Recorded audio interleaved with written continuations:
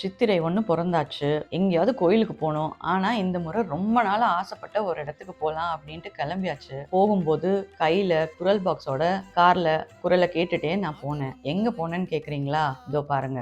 இதுதான் நம்ம வள்ளுவர் கோயில் தெரு. வள்ளுவர் கோயில் தெருவுல எங்க?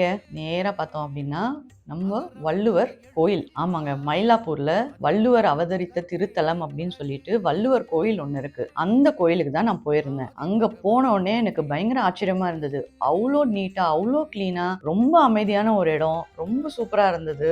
உள்ள போயிட்டு நம்ம வள்ளுவரை பார்க்கலாம், தரிசிக்கலாம் அப்படின்ட்டு குரல் பாக்ஸோட நான் உள்ள போனேன். போன அப்புறமா கோயிலோட அர்ச்சகர் ஆறுமுகம் ஐயா வந்து எனக்கு எல்லாத்தையும் விளக்கமா சொன்னாரு. ரொம்ப நல்லா இருந்தது கேட்கும்போது. அந்த கோயில் என்னெல்லாம் நான் பார்த்தேன் அப்படிங்கிறது உங்களுக்கும் இப்ப எக்ஸ்பிளைன் பண்றேன். நீங்களும் இந்த ரீல்ல ஃபுல்லா பாருங்க.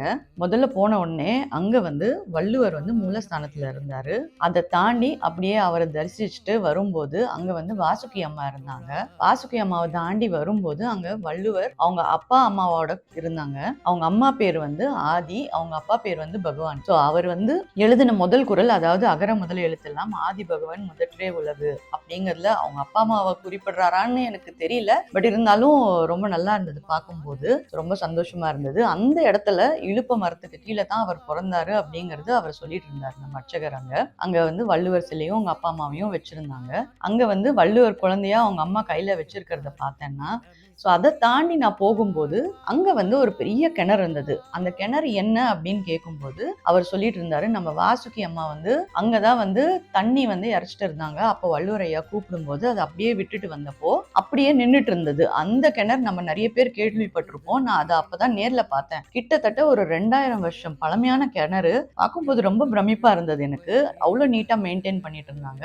அந்த கிணறை தாண்டி போனா அங்க வந்து முப்பால் மண்டபம் அப்படின்ட்டு இருக்கு. அதுல வந்து அறம் பொருள் இன்பம் அப்படின்னு சொல்லிட்டு 1330 குறளும் அங்க நம்ம வந்து பார்க்க முடியும். அதை தாண்டி வெளியில வரும்போது அங்க ஒரு சின்ன குளம் மாதிரி செட் பண்ணியிருக்காங்க. அதுதான் பொற்றாமரை குளம் அப்படிங்கிற மாதிரி சொல்றாங்க. அதுல வந்து நம்ம வள்ளுவர், ஔவையார், பாண்டிய மன்னர் 3 பேரும் நின்றுட்டு இருக்கிறது பார்க்க முடியுது. ரொம்ப சிறப்பான ஒரு இடம். நீங்க வந்து கண்டிப்பா சென்னையில இருந்தீங்கன்னா இந்த கோயிலுக்கு டெஃபினட்டா விசிட் பண்ணுங்க. உங்க எல்லாருக்குமே கண்டிப்பா பிடிக்கும். உங்கள எத்தனை பேர் வந்து இந்த கோயிலை ஆல்ரெடி பார்த்திருக்கீங்க, இல்ல இனிமே பார்க்க போறீங்கிறது எனக்கு கமெண்ட்ல சொல்லுங்க.